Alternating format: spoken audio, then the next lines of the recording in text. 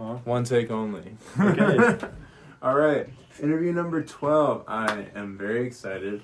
I have here a good friend of mine. Please introduce yourself to the audience, the wonderful audience. Hello, wonderful audience. My name is Matthew Drake, Wow.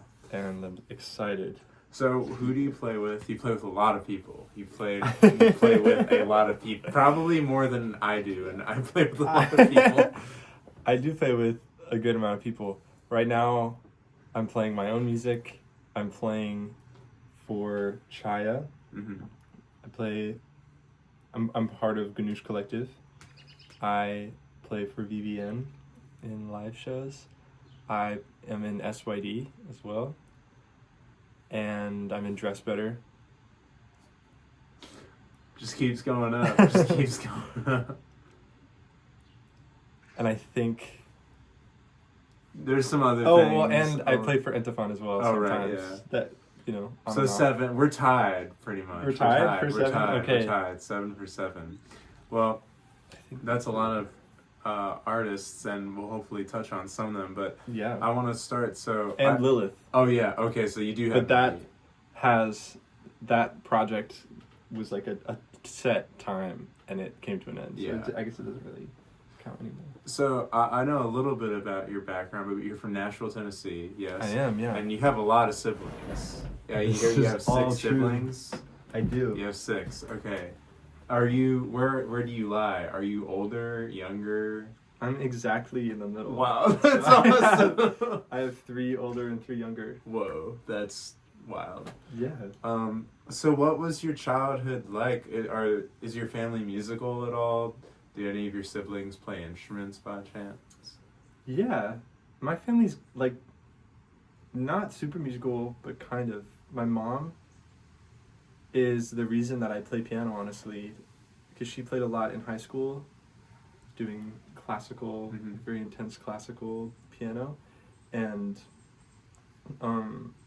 like, didn't pursue it professionally at all, or in higher education, but would play all the time in the house when I was growing up.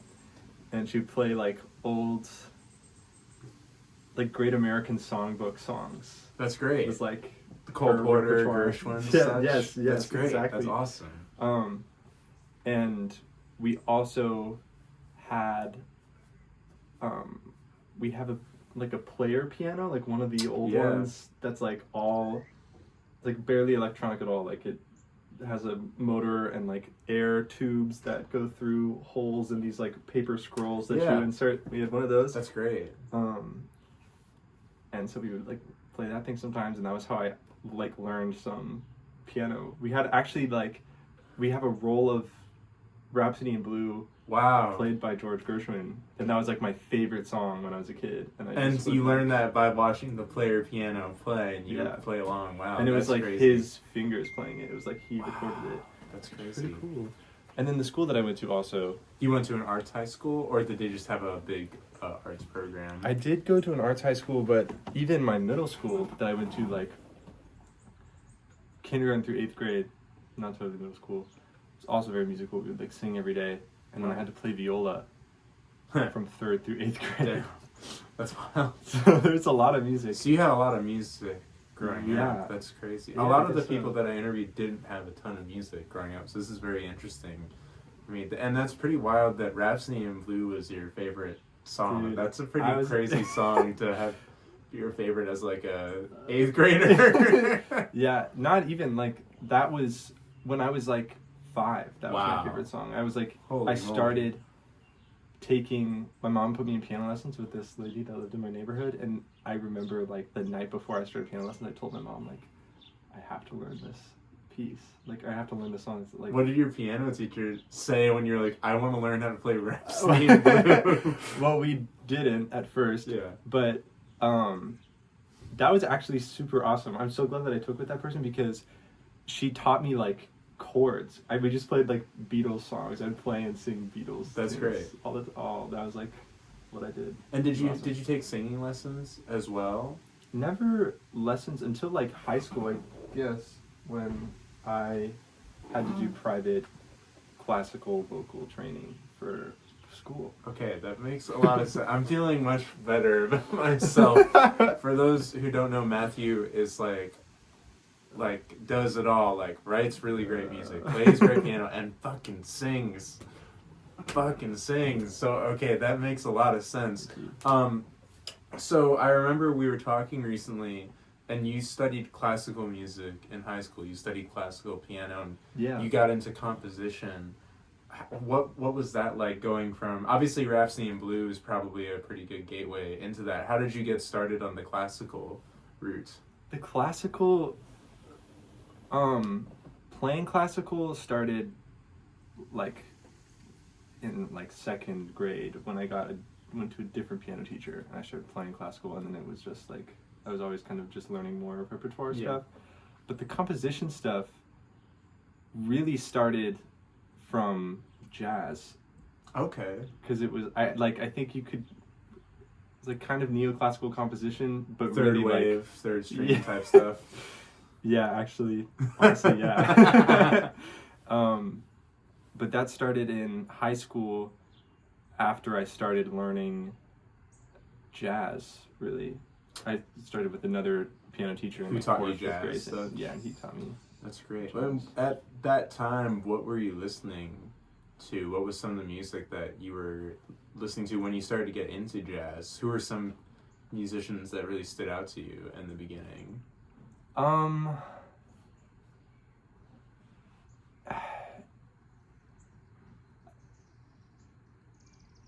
That's honestly such a good question. Like, I don't even really... You don't even remember? I don't even really remember, because I honestly was not listening to a ton of jazz. Then what were you listening to? I was listening to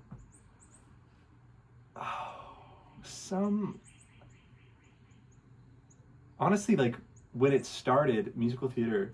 Okay. Because I had a really intense musical theater era in like 6th, 7th, and 8th grade. Yeah. And I wrote a musical. I was going to ask about that later, but yeah, so you wrote a musical when you were in 8th grade. It recently premiered. Yes. Yeah, we did. Well, yeah, in a sense. Because I put it on at my school when I was in 8th grade. Oh, okay. And I I cast people in it, and I directed it, and I started it. And there's a video of it, and we watched it, like a couple months ago. That's crazy. And until then, no one had really known about no this. one had seen it. Yeah. And so was that music very much musical theater, book stuff? Sort of. Yeah. Sort of, but yeah, it was very sad. Like, the show is totally just straight up a tragedy. Like, it's a very sad show. So you were on some other shit. I don't even know. Very beginning. I don't even know. Yeah. But I think that no was West Side Story. No West Side Story. No upbeat songs except for this one sea shanty bar tune at the beginning. Wow, that's awesome. It's very sad show.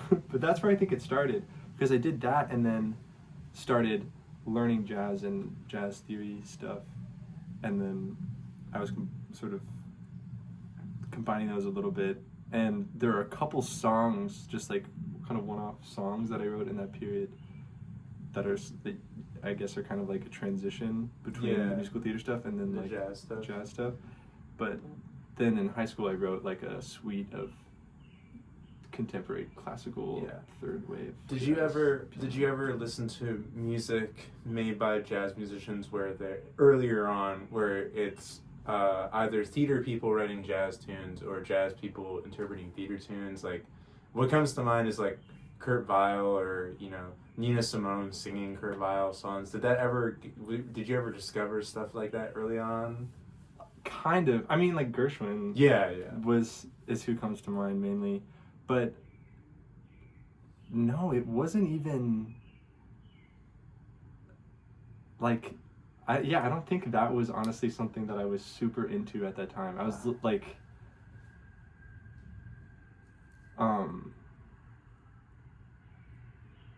dude, who was I even listening to? I don't know. I feel I honestly was not even listening to that much music. But you're playing a lot weird. of it. Yeah. That is interesting.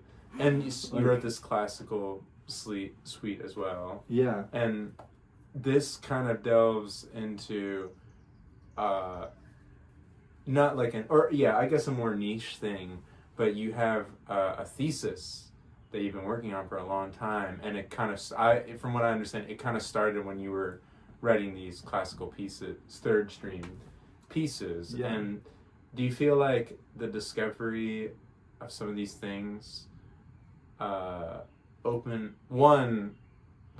up you musically, but also exposed you to a lot more music, as in like once you had this breakthrough, did you start listening to a lot more music at that time? Yeah. Well, it's kind of. It was like because the whole process of developing the paper was so slow. Like it started... Very meticulous. Yeah, and like kind of not totally... Like I didn't really go into it being like, oh, I'm gonna do this. Like I just was writing stuff, and then I don't know, just kind of like unfolded that way. I don't know if, like, I'm sure it did open me up to things, but there were definitely things that opened me up to it. I remember you mentioning Robert Glasper. That was the thing that hipped you to this type of thing. Yeah, because in, like, later through high school, or like midway through, I was starting to listen to a lot of like R&B, neo soul, and like contemporary jazz people. Yeah. And you know, the harmony there is like crazy, and doesn't really fit into functional analysis super well. And that kind of paired with the stuff that I was writing, which was also not, it was like coming out of this place of like jazz language, and like functional-ish harmony was just also like not super functional. And so I was like experiencing all these things that were not really fitting into the terminology and frameworks that I was aware of at the time. And so then I started just like pushing the boundaries of that framework in different ways, just like trying to come up with like the most ridiculous substitutions, or playing something and being like, I guess that could be like a rootless whatever, which would be a tritone sub of like this thing, secondary dom, like that kind of stuff.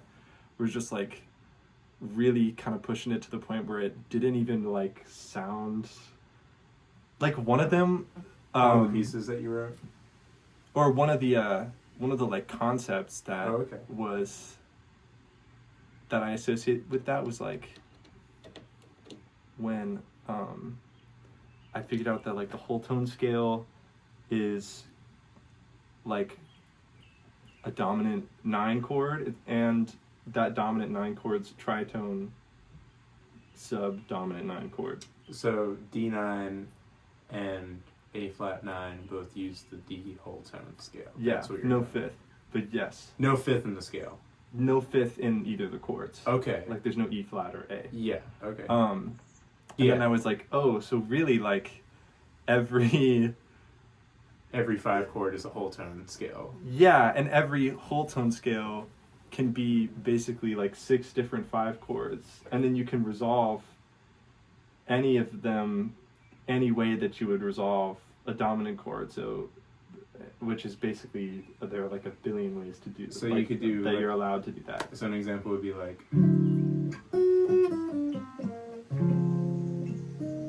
that. Yeah. Okay, that's actually and I was crazy. doing stuff like, oh, wow. That, because that's like E flat whole tone, and I was thinking like, oh, like you could take that to A flat as just 5. And then I was like, oh, well this E flat 7 whole tone, thank you, is also like G whole tone and D flat whole tone and B whole tone and F whole tone. So you can realistically go C in the bass. Wow. Yeah. That's crazy. Yeah. That's just one aspect of it. Yeah. You didn't even touch on that when we were talking about it. Right. Well, that was like sophomore or junior year when I kind of stumbled on that. And I was like, oh, but it was also a moment where I was like, because when you actually like play it and try all the different ones, at a certain point it's just like, what is like even going on? Like, it just kind of was like, oh, like kind of anything goes basically. Yeah. Because then it's like through just like tritone sub resolution and just 5-to-1 resolution, those both open up the entirety of the other whole tone scale as a place that you are like allowed to resolve to, because it'll be like a fifth / fourth away. So you can go from playing one whole tone scale to the other whole tone scale. But if you wanted to treat it as like a 3/7 going to 4, then or sorry, no, not 3/7 going to 4, like 5/7 going to 6. Okay. Then it's like,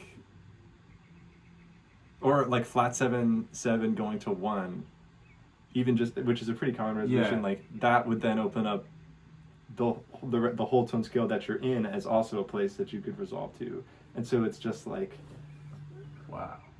It kind of just was like, well, you could just do anything and take it anywhere. Yeah, holy shit. And it was kind of, yeah. But it was things like that. There were like lots of these little moments where I just these little nuggets of things that were like interesting. Like in the musical, I have this. There's this one song. Ooh. It just goes back and forth between these two. Minor and major, yeah. Yeah, like G minor to, 4 minor to 1. But I was also like, well, it's also 5 to 1. If you think of the G as 1 and the D as 5. Oh, yeah. And I was like, oh, that's interesting that they kind of have, like, both of those resolutions are like super common and they work, and they have this like duality to them. And I just thought that was really interesting. And then that ended up becoming like honestly ended up being a really important part of the paper now, or like a really important part of another thing that kind of led me to where the paper's at now, because I was doing like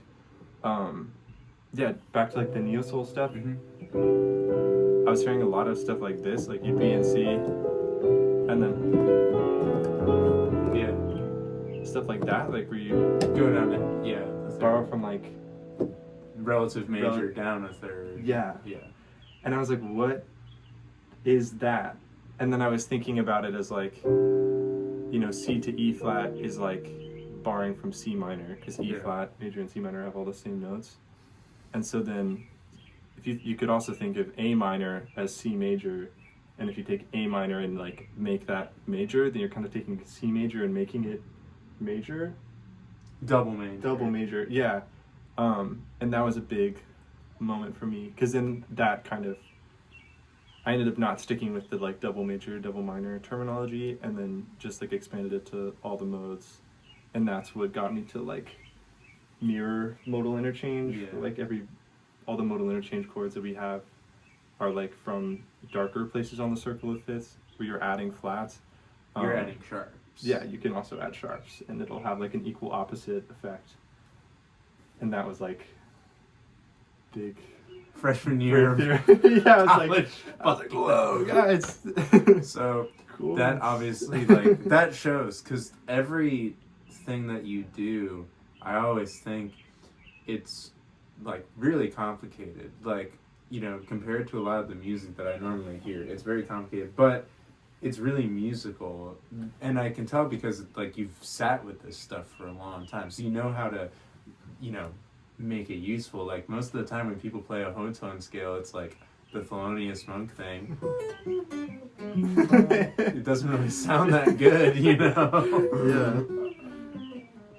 But you're making it really melodic, and you're doing all these really beautiful things with it that a lot of people wouldn't necessarily do, stuff like that. And so you're writing, you have these ideas, and then you start writing your music, and I'd like to talk about it a little bit because it really blew me away. Like the first time I heard it, I always knew you existed, and like probably since I got to Berklee, and then I saw you with Dress Better, which we'll get to in a little bit. But I saw you play with Dress Better, and I was like, whoa, okay, this kid's cooking. And then, you know, Abby would bring you up a lot, and I'd see you play with Abby. I don't remember the first time I saw one of your shows, but it was fairly recently, and I was really like, whoa, that was crazy. And you do this really interesting thing where you're combining all this very heady stuff with this like neo soul sheen, but there's also a lot of aggression to it. I find, at least, you've really showcased like electric guitar, and one song that you have has a drum solo in it, which is like really uncommon. And I'm curious to hear a bit about your writing process, because I know you're working on like a record right now, a few records, one with Austin, kind of, and then your own project as well, and then also SYD stuff. And I'm just curious what your writing process is like, considering you have this whole world that is kind of your own in a way. How do you draw on that to write music that really compels people? Whoa, that is a really good question. Well,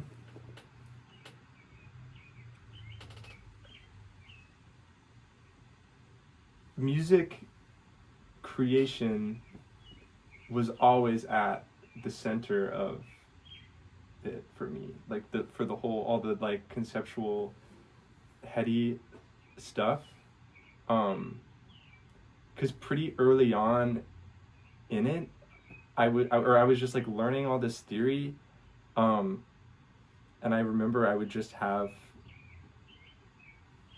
I just had this moment of like, why should I care about this, or like this, like what does this actually even mean, or like why is it important to me, and that I feel like pretty early on I became very dedicated to that idea of like having music theory and all the conceptual stuff be like meaningful and applicable, and like something that can not really, like, I don't think of it as like a formula for making things. It's more just like I have an understanding of how notes feel to me, and I've identified some like patterns in how they feel to me, so it just feels like things are kind of more like I'm like more free, or just more unlocked. You have your own language, you're able to speak with it. Yeah, and I can like navigate notes in this way that for me feels like very reliable and consistent. Yeah. Which is why I'm like even writing the paper in the first place, is because like I'm not trying to prove that there's some like universal law of like music or whatever, or like prove some sort of theory or anything. It's more just like I found it to be very eye-opening and freeing in my music creation, so that's why I want to share. You feel like it would be eye-opening for others? Yeah, I think it has, just because it has been for me. Yeah. Oh, well, I've been thinking about this type of I'm writing music currently that is a little more complicated than what I usually do, and I've been actively like thinking about these things, like what if I just went to a different chord, a random chord, not random, but if I just picked a chord that you wouldn't normally go to from another chord, how can I make this meaningful? Well, first I have to understand what's going on, and then I have to figure out, well, how does that actually mean something? Like, who cares? Mm-hmm. And I feel like your methodology of putting music creation first has really opened that for me, because I feel like a lot of people are kind of scared to do stuff that's really crazy unless the song is really crazy, but you don't have to have a crazy song to do crazy harmonic stuff. You can your music is very chill a lot of the times, but it has really dense harmony, which is a really interesting duality. So that's really been eye-opening for me, and I think a lot of other people, and I can definitely hear your fingerprint on like friends of like Abby, or Burger or something like that. I definitely hear that fingerprint. What the heck? That is so cool. Yeah. Because like the only thing I would ever want from it. And it helps that like Abby and Berger like actively make music with you pretty regularly, so they're exposed to it. That's kind of how I'm very much inspired by Abby, because I've been playing music with her for quite a while now. Mm-hmm. So I'm always around her, you know. And I think obviously like talking about this stuff and I hear you play occasionally, like that really gets to me. But I really hear your influence on the people that you're like constantly playing with, which I think is the sign of a really good musician, is somebody who can leave their mark on other people, you know. So that's very cool. Thank you. Yeah. Thank you. I definitely, I like really feel that with those people in particular, Abby and Ethan, and all the people in this like scene. I feel like I'm just totally a product of like the people in my circle, and some of my biggest musical inspirations are like people that I just know, hang out like, with them. Isn't it crazy? Like, met in class. Isn't it crazy? Yeah. It's so awesome. So awesome. Along with, you know, this influence thing, you're playing with a lot of people. Mm-hmm. I brought up Dress Better, and I've interviewed Cora, and that is like a whole other world of like, whoa, what is going on? And I'm curious, because Cora talked about the foundation of the band and how it was very different at first from what it is now. Now it's a very much, it's wild but also very concise, and things are very much, there's a framework to it that really pulls it all together. And I'm curious from your perspective, what is it like playing in Dress Better for you? And how has it been, you know, you have an EP out now called She Said, and how's it been creating that and helping see Cora's vision through? It was awesome. It's been great answer. That's like the best answer. It's been so amazing. Because, if you don't know this, Cora is one of my best friends in the whole world. And one of the first people that I met at Berkeley. Yes, Cora mentioned that. Yeah, that's really sweet. Yeah. But we like met first day of school in an icebreaker where you talk to the person next to you and then introduce them to the class. You did that for each other? We did that for each other, and we talked about like Tigran Hamasyan, I think. That's crazy. That makes sense. Yeah.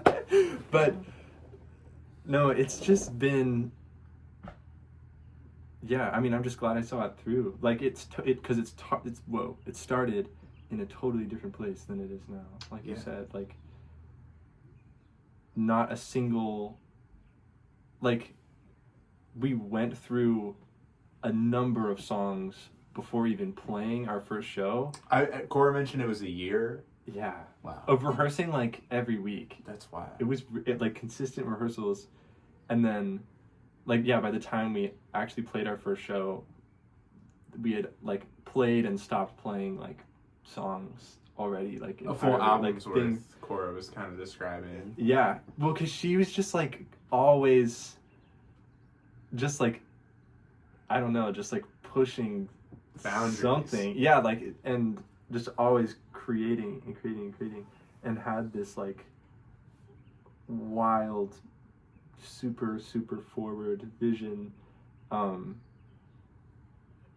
sometimes it did feel like that vision was almost like too fast to even like keep up with, because we would like, she would bring in ideas and they'd be great and they'd be like one section of a song, and we had lots of like singular sections of things, and then we would cycle them out for new sections of new things, and it just took a really long time for it to all culminate into like an actual set of music that we played. And then now that set has completely cycled out for what is now basically EP, the EP, which is crazy, you know. It's crazy. I mean, most bands that I play in, it's like we just write the music and then we play that and it ends up becoming the songs. It's very rare for bands that I'm in that we like cycle through songs. I mean, for Foxy Grandpa, there's maybe like 4 songs that we like played once and then never played again. Mm-hmm. I think most of them are mine. There's like one that's Matt's. And then Ski Club, there's maybe, that happened with Ski Club, but that was before I was in the band, and then there was a whole kind of shift. It wasn't even with like the same people nonetheless most of the time, So I think it's really crazy that you stuck with it. Y'all stuck with it for so long, and saw it through, because it really pays off. I agree. Like, I think it's so. It's some of the most visceral music like I've ever heard and seen live too. I fuck with it. I love it so much. It's wild, and I feel I'm like very, very proud of it. And I think it's crazy because a band like that just rehearses all the time, puts out music. You would, like, normally speaking, bands like that historically, I think a good example is like Slint, like, makes music, plays a few shows, and then kind of disappears. But they're not very like popping in whatever scene they're in. It's more that the appreciation comes later. It kind of seems like the appreciation for your music just keeps growing over time. I mean, now when y'all are on a bill, it's like, I mean, it used to be like Dress Better was the band that would open the show, and not many people would know them, but those who did would be like, yes. Like, I remember telling X from War Machine about Dress Better. Like, that was one of the first bands that I mentioned when I was like, you like weird music, you should go see this band. And now it's like a thing where it's like people go to see your shows when you play. You play pretty often nowadays, I think. Yeah. And people come. I mean, your last show, it was a pretty good crowd, your last couple of shows. Mm-hmm. And I think it's great because the music is so wild.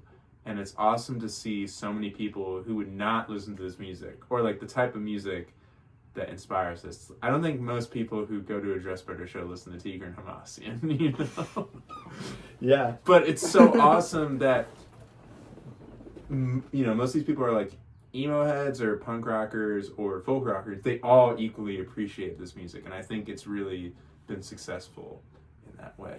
So I'm glad to hear you say that you also are like, this music fucking rocks, because it's awesome. And the live show is just, another level. I mean, I would say if I had one critique for the EP, it's just I want to hear a live EP too. Like, I would love to hear just a live recorded set. I mean, you can on YouTube, Right. But I would love to do that. Yeah, that would be awesome.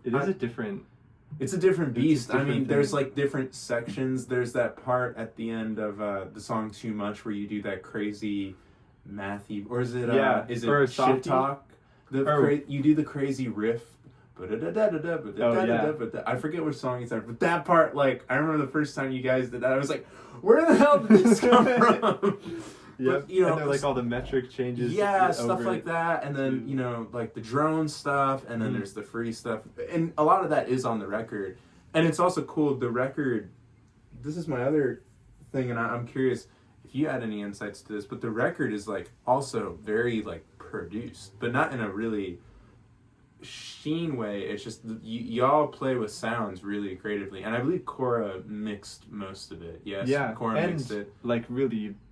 Was the producer. And I'm curious, what was it like, because you're playing these songs live and they have a specific sound live, and then some of them, like, on the record sound very different from the way you play them live. I think of, I forget what the name of the song is, but it's the one on the record that's kind of soft. It's before Softy.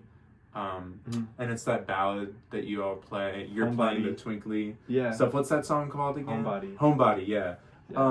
I'm curious what it was like recording a song like that, because when you play that live, it's super noisy, and then Cora is singing this really sweet song over it, but on the record, the improvisation is really melodic and stuff, and I'm curious if you, like, what was it like recording that, or hearing that back for the first time, even? It was really cool, and the main thing that stands out to me is the strings. Yes. In the recorded version, because Cora is like a virtuosic cellist.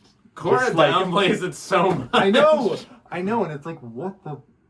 Like, on top of, yeah, it's like guitar is the instrument for Dress Better. Yeah, and it's like her secondary instrument, not to mention playing bass in Minko, and then recording, producing, mixing, mastering that whole record, and singing and writing it, like,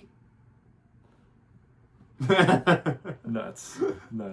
I'm curious. I'll ask a few more questions and then we'll play. One thing that I always ask near the end is, we touched on a few names, but you know, everybody that I interviewed has there's a common thread that I've noticed, and that thread is that most of the time when we're listening to music, we're listening to our friends play, or people that we know, or people that we could go down the street and go hang out with if we wanted to.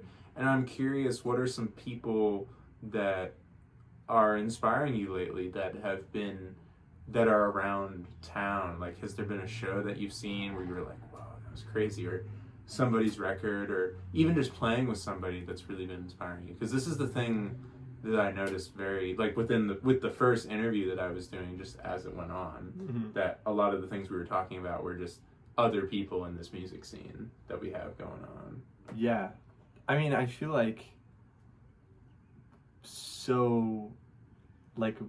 most of my, or I don't know, I feel like that's a hard thing to, like, calculate, but a ton of my musical inspiration is from, like, people around here. I'd say definitely. Yeah, the people that live in this house. This house is, like, pretty crazy. That's like, my next question, which we'll get to. Yeah, the people that live in this house: Cora, Sean from Glue, and Antiphon. Yeah, all of them. Abby, of course. Seb, of course. Ethan. Viv. That's an interview coming. Viv. It's coming down. It's coming down the pipeline. Good. The people that I am in bands with. Yeah. Lilith. Yishai. Yeah. Who I play with all the time for lots of different things. Jack. Yeah. Jack Hewling. Old roommate. Let's go. Yeah. Those are people that I, like, play with regularly. And were there any shows that you've seen recently that really, like, popped off or got you going? Because obviously you see your friends play all the time, but... Jarsh. You like Jarsh? That's great. I was really curious what you were gonna think of that. Because I remember I talked to Evelyn before that set, and she was like, Matthew, that fool's really tall. Like, that was and I was like, yeah. And I was like, I'm so curious because you guys both inhabit very similar yet very opposite ends of the musical spectrum, and I was really curious to what you were gonna, because Evelyn loves Dress Better, but I was really curious what you would think of Evelyn's solo music, because it's really something. Yeah, it's incredible. I'm glad. That's great that you loved it, though. That's awesome. I mean, yeah, I was just, like, really blown away by it, like, moved, like, feeling things I just don't really feel that often at shows, wild, especially, yeah. and just, like, I had moments where it's like I was just taken back to, like, moments in childhood that just don't really get access. You don't have, it doesn't happen very often, but it's crazy how often it happens here in this music scene. Yeah. That's great, though. That's awesome. That show was really good. I really had a fun time. Mm-hmm. Thank you for coming to that, by the way. Yeah. And then my last question before you play, you brought it up. You live in a crazy house. I mean, there's some pretty cool houses. You live right next door to the pelvic floor, which, you know, that's probably the wildest house. This house, in my brain, is up there in terms of musical talent. I mean, you have Cora, who I interviewed. Mm-hmm. You have you, obviously. You have Sean, Glue, which that will be coming down the pipeline as well. Good. One of my favorite records, maybe, like, ever. It's really good. It's super good. And then Antiphon, who I've known for a long time and has really grown a lot. And I'm curious, what is it like living with three very different yet prolific musicians and artists? There's instruments everywhere in this house, which is really cool to see. Well, what's it like living with these really prolific people? It's great. Because we were all friends, like, first. Yeah. Really before we were like musical peers and collaborators. Cora and Sean know each other from high school. Which I think is crazy. Which is wild. That's wild. Yeah, and Entefon went to the same high school, but was a year or two ahead and in like a different program. Yeah. And then Cora and Entefon met at 5 Week, and then continued being friends. Yeah. Back in California. And then I met Cora, first day of school. Yeah. And then Entefon I met one day, and it was like amazing, and we had this great time, and then we never spoke for like a year and a half or something. And there's now a lot of people like, that happens. it's a funny type of thing. Yeah, that kind of thing. Yeah, well, I think that's why it works, is because we all sort of have attracted each other as just like individual people kind of in our entirety, I guess, encompassing our music and everything, but like as human beings we support each other, so, and like work really well together, and the music is kind of a beautiful side effect of that, I guess. Yeah, that's great. I mean, I'm sure it's really inspiring, like waking up and hearing what everybody else is doing in the house. And like, Sean lives in this room next door. And will like, he doesn't, like, he's very, very respectful, does not ever wake me up really, but there will be times where I wake up and Sean will like just be like playing like a beautiful little song on guitar, just like singing and playing guitar in his room. And I'm like, this is just so lovely. That's awesome. Yeah.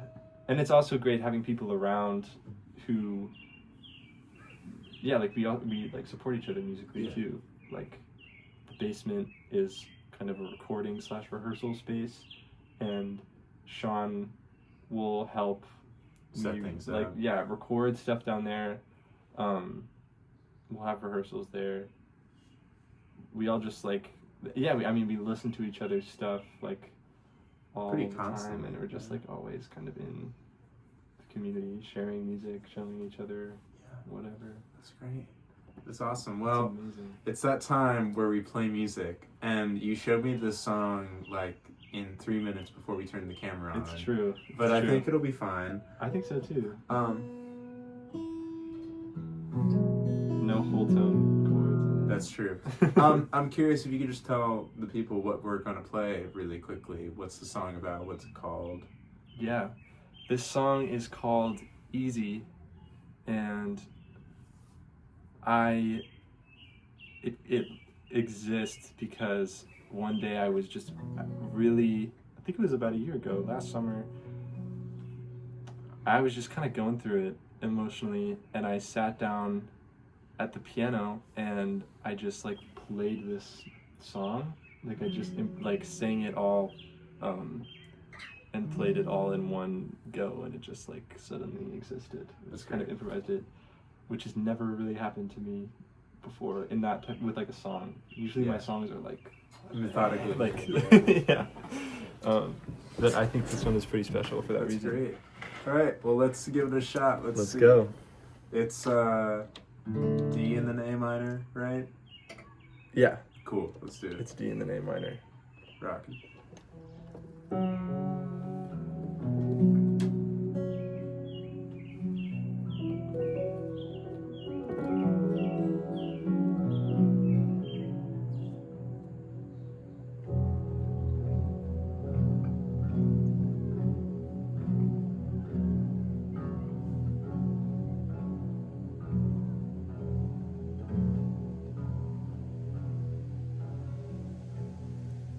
Don't think about what it'll become.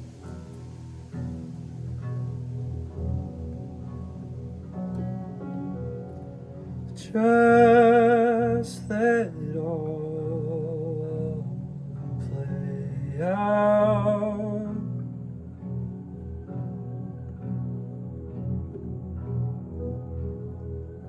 Don't think about where it's coming from.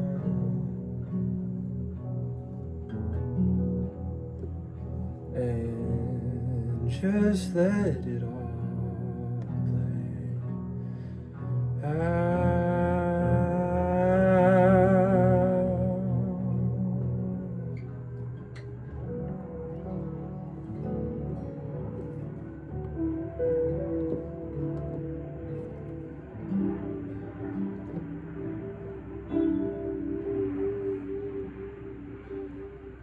And I know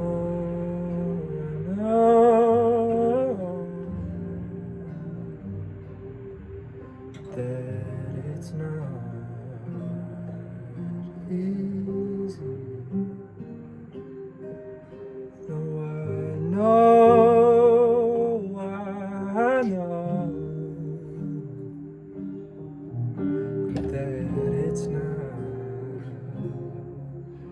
easy. No, it's not easy. No, it's not